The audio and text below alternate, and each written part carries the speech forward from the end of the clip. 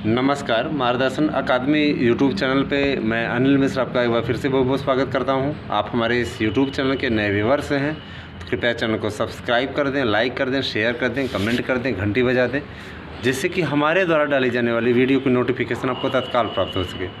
देखिए, मुझे इस बात के लिए बेहद प्रसन्नता है कि हमारे चैनल की लोकप्रियता बढ़ रही है और जिस तरीके से आप हमारे साथ जुड़ रहे हैं उससे हमारे उत्साह में भारी भरकम वृद्धि हुई है।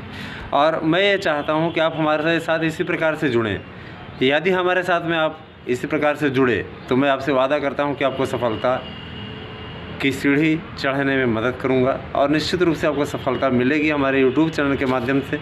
हमारे यूट्यूब चैनल पे आपको एक व्हाट्सएप ग्रुप भी इसके अतिरिक्त यूट्यूब चैनल के अतिरिक्त उपलब्ध कराया जा रहा है, जिस पे आप अपने सब्जेक्ट के अनुसार टीजीटी, पीजीटी, लेखपाल किसी भी तरीके की तैयारी अगर आप करते हैं तो आप जुड़ सकते हैं।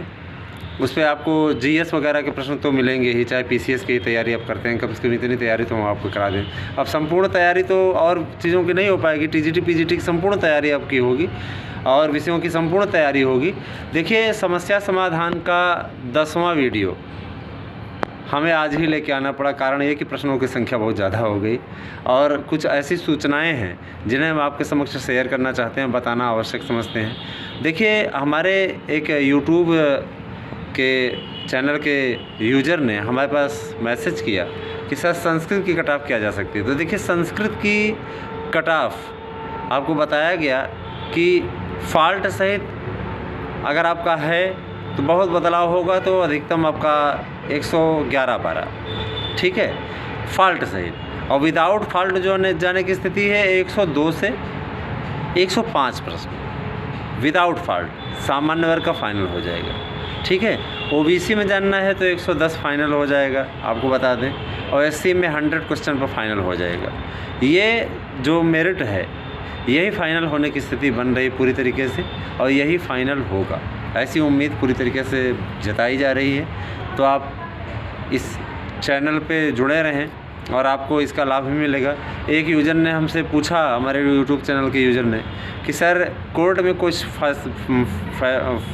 क्वेश्चन थे फॉल्ट को लेकर के या किसी प्रकार के, तो उसके बारे में कुछ बताएं। तो देखिए, कोर्ट की में जो एक रिट लगी हुई है उनमें 5 प्रश्न जो हैं मैं आपको उस पर स्पष्ट कर देना चाहता हूँ।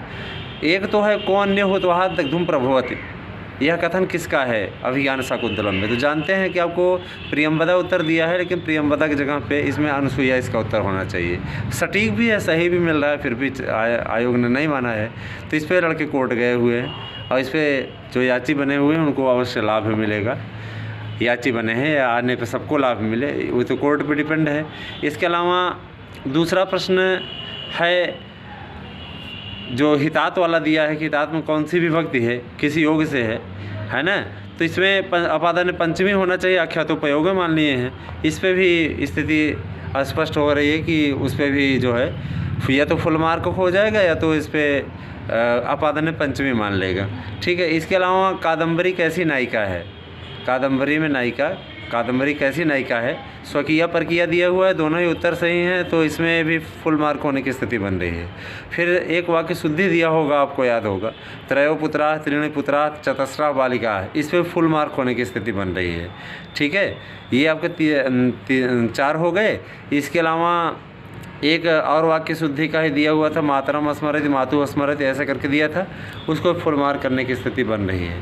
तो ये 5 प्रश्न निश्चित तौर पे आपके लिए बहुत ही अच्छे साबित होने वाले हैं। और अगर ये प्लस हुए तो ये आप ये जान लीजिए फिर भी मेरिट बहुत ज़्यादा जाने की स्थिति नहीं बनेगी, फिर भी मेरिट 111-12 ही रहेगी, क्योंकि जो लोग पास आउट हो रहे हैं बहुत जा रहे हैं, बॉर्डर लाइन पे जा रहे हैं। इसके अतिरिक्त उनकी कोई स्थिति है नहीं। फालतू में डरे नहीं, अच्छे से तैयारी करें, बढ़िया से तैयारी करें और तैयारी करके अपने सपनों को साकार करने का कार्य करें। जो लोग इंटरव्यू दे रहे हैं उनको जानकारी दी जा रही है। इसमें आप लोगों को संस्कृत और कला विषय के में पूछे गए प्रश्नों की भी जानकारी दी जा रही है, ठीक है। तो आप इस वीडियो को पूरा देखिएगा, कहीं मिस कट मत कीजिएगा, आपको प्रश्न भी बताए जा रहे हैं। देखिए, इसमें सबसे बड़ी चीज़ आज की तारीख में जो प्रश्न पूछे गए संस्कृत और कला विषय में, उसका वर्णन मैं आपके समक्ष दे रहा हूँ, पहले आप ध्यान से सुनो। आज पूछा गया कि साहित्य समाज का दर्पण है, इस पे ज़रा सा 4 लाइन बोल करके दिखाइए कि कैसे समाज का दर्पण होता है। साहित्य समाज का दर्पण है तो कैसे है, इसको सिद्ध कीजिए। तो इसको बोलना था, आपको बताना था। विद्या पे 4 पंक्तियाँ बोलिए, विद्या पे कोई निबंध के लिए 4 पंक्तियाँ बोलिए।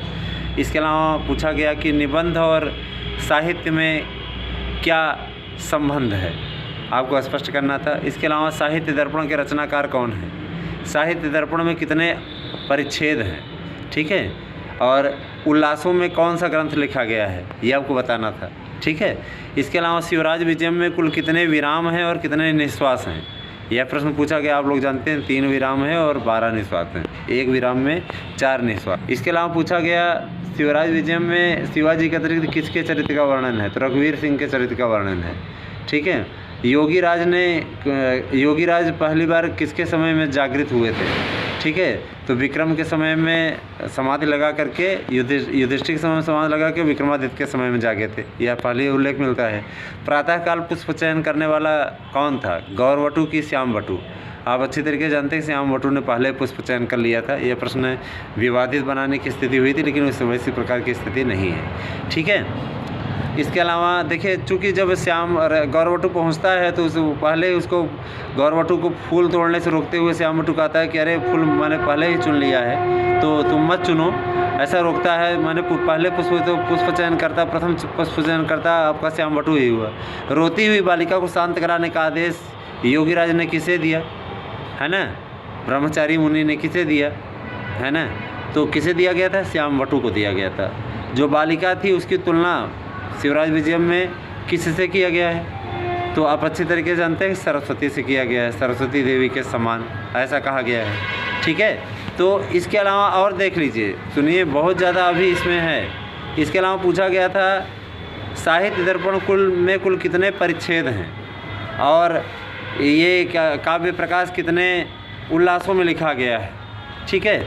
इसके अलावा पूछा गया था कि कर्ता और कर्म ये दोनों मिलकर के क्या क्रिया का निर्माण करते हैं, अगर करते हैं तो स्पष्ट कीजिए, ठीक है। षष्ठी से इस सूत्र का अर्थ बताइए।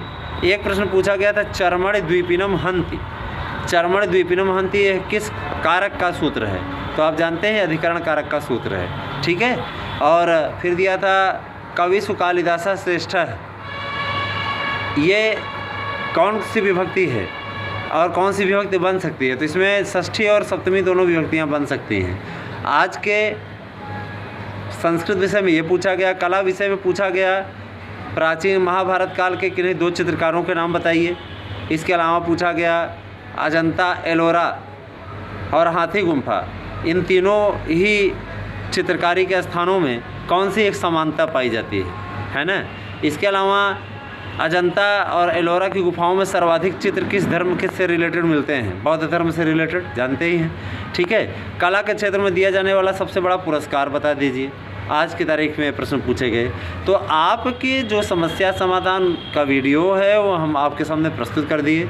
जो भी समस्याएं रही, जो भी गलतियां रही, हमने आपको दूर कर दी, ठीक है।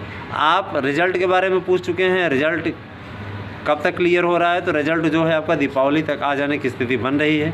तो बने रहें आप हमारे यूट्यूब चैनल पे, आपको नित नए वीडियो मिलेंगे। आप चैनल पे जुड़ करके लाभ उठा सकते हैं और अधिक से अधिक लोगों को जोड़ें, जिससे कि उनका भी मार्गदर्शन हो सके।